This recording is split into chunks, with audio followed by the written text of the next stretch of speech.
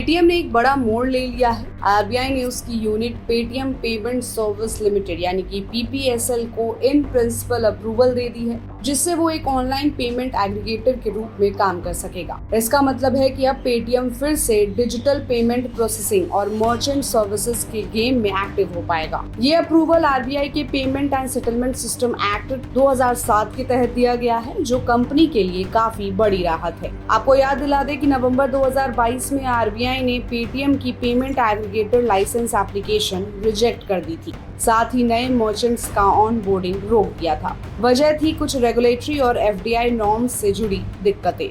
लेकिन अब हालात बदल गए हैं। आरबीआई ने मर्चेंट ऑन बोर्डिंग पर लगा बैन हटा दिया है, यानी पेटीएम फिर से नए मर्चेंट्स को जोड़ सकता है। हालांकि अप्रूवल के साथ सख्त शर्तें भी आई हैं। पीपीएसएल को 6 महीने के भीतर अपना सिस्टम और साइबर सिक्योरिटी ऑडिट कराना होगा, जिसे केवल सीईआरटी इन पैनल में लिस्टेड CISA यानी क्वालिफाइड या DISA क्वालिफाइड ऑडिटर ही कर सकते हैं। अगर ये रिपोर्ट समय पर आरबीआई को नहीं दी गई तो अप्रूवल रद्द भी हो सकता है। इसके अलावा अगर फ्यूचर में कंपनी अपनी शेयर होल्डिंग में कोई बड़ा बदलाव, एग्जीबिशन या पेमेंट ऑपरेशंस का ट्रांसफर करना चाहती है तो उससे पहले आरबीआई से परमिशन लेनी होगी। ये अप्रूवल 12 अगस्त 2025 को मिला है और इसके साथ ही एक और बड़ा डेवलपमेंट हुआ। चाइनीज इन्वेस्टर एंड फाइनेंशियल ने पेटीएम में अपनी पूरी 5.84% हिस्सेदारी करीब 3800 करोड़ रुपए में बेच दी है। इससे पेटीएम में किसी भी तरह का चीनी ओनरशिप अब खत्म हो गया है, जो रेगुलेटरी फ्रंट पर कंपनी के लिए पॉजिटिव सिग्नल है। इस अप्रूवल से पेटीएम को कई फायदे होंगे।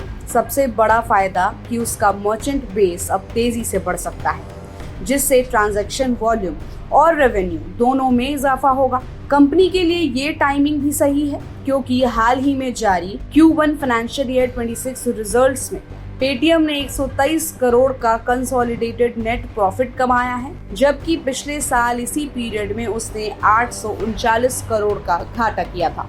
ये रिवर्सल दिखाता है कि पेटीएम ऑपरेशनल एफिशिएंसी और रेगुलेटरी कंप्लायंस पर फोकस करके फिर से ग्रोथ ट्रैक पर लौट रहा है।